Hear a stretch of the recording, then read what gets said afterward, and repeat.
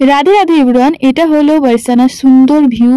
আর এই যে দেখছেন আপনারা মন্দিরটা, এটা হলো আমাদের রাধারানীর জন্মস্থান বরসানা। কতটা সুন্দর না? আজকে আপনাদেরকে আমি রাধারানীর দর্শন করাবো।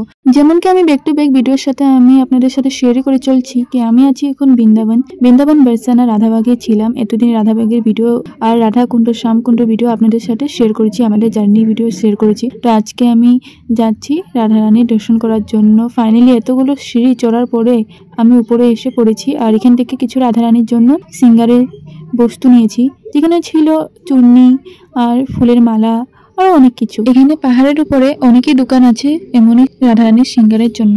এখানে লস্যি খাওয়ার জিনিসও অনেক দোকান আছে, তো ওগুলো আমরা পরে আসবো। এদিকে আজকে অনেকই ভিড়, যেমন কি আপনারা দেখতে পাচ্ছেন। আমরা এসেছিলাম কার্তিক মাসে।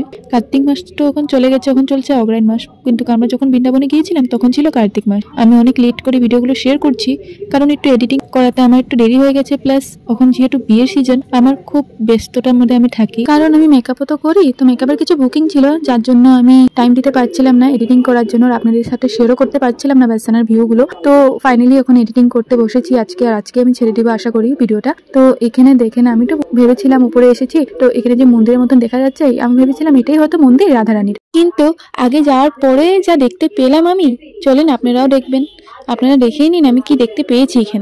এখানে এত দূর আসার পরে উপরে চড়ার পরে সিঁড়ি দিয়ে আবার দেখেন নিচে নামতে হবে আমাদের সিঁড়ি দিয়ে। তো এখান থেকে কিছু ভিউ আসছিল যেগুলো অনেকই সুন্দর দেখা যাচ্ছিল। বরসানা এখানে কাছে একটা পাত্র ছিল, যেটা নাকি রাধারানী মুখ ধোয়ার পাত্র বলা হয় এটাকে।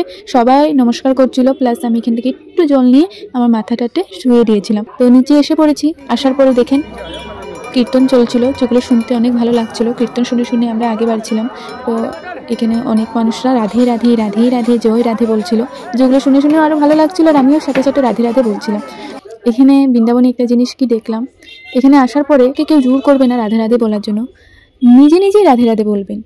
এতটা ভালো লাগে এখানে যে বাতাবরণ হোক, আপনাদের মন ছুঁয়ে যাবে, রাধে রাধে হয়ে যাবেন আপনারা। এটা এখানে আসার পরে আপনাদের ফিল হবে, আমি বলে আপনাদেরকে বোঝাতে পারবো না।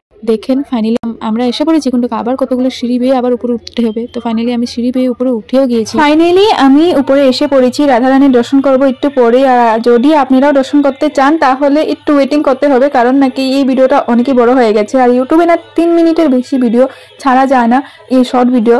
তার জন্য আমি নেক্সট ভিডিওতে আপনাদের সাথে রাধারানীর দর্শন করাবই।